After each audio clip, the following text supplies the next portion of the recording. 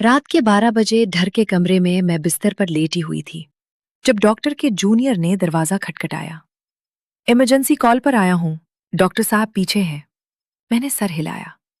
उसने बैग रखा और कुर्सी खींचकर मेरे करीब बैठ गया। घर खामोश था। घर वाले सो चुके थे। सिर्फ हम दो जाग रहे थे। उसका नाम फहद था, डॉक्टर का जूनियर असिस्टेंट। पहले कभी कभार क्लिनिक में नजर आता था। आज लेट नाइट इमरजेंसी पर अचानक। फहद ने स्टेथोस्कोप गर्दन से उतारा और मेरे करीब झुक गया। सालो। स्टेथोस्कोप मेरी कमीज पर रखा। उसका हाथ मेरे कंधे पर था। मैंने सांस ली। उसकी उंगलियां हल्की सी दब गईं। मैंने हाथ नहीं हटाया। कमरे की मध्यम रोशनी में वो मेरे करीब आ गया। दिल तेज धड़क रहा है। मैंने कुछ नहीं कहा।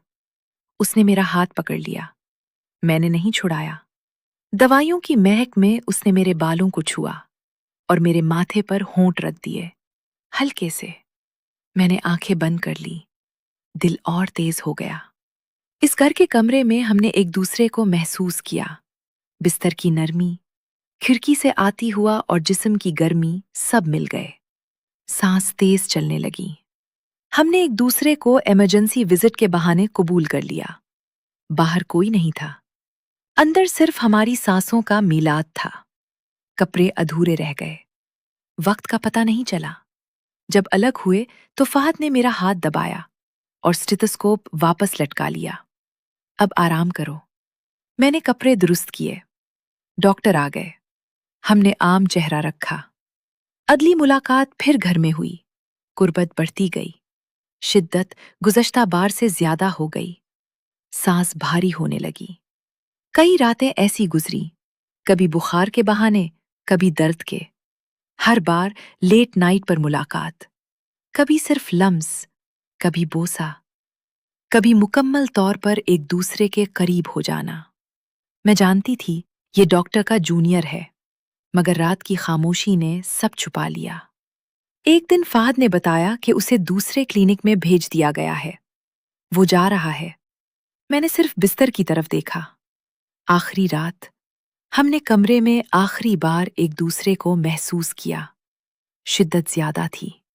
जब अलग हुए तो उसने मेरा हाथ मजबूती से पकड़ा और सर हिलाया। ख्याल रखना। मैंने जवाब नहीं दिया, बस नुस्खा संभाल लिया। अगले हफ्ते नया जूनियर आ गया।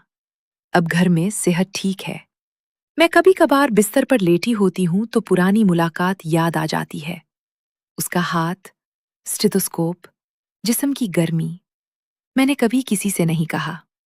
बिस्तर ने जो महसूस किया वो बिस्तर में ही रह गया। न चादर ने छुपाया, न किसी ने नोटा।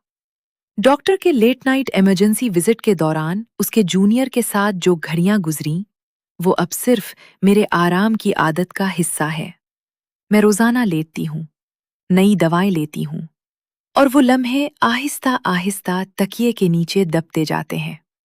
कभी कभार बिस्तर हल्की सी चरचराता है, फिर खामोश हो जाता है।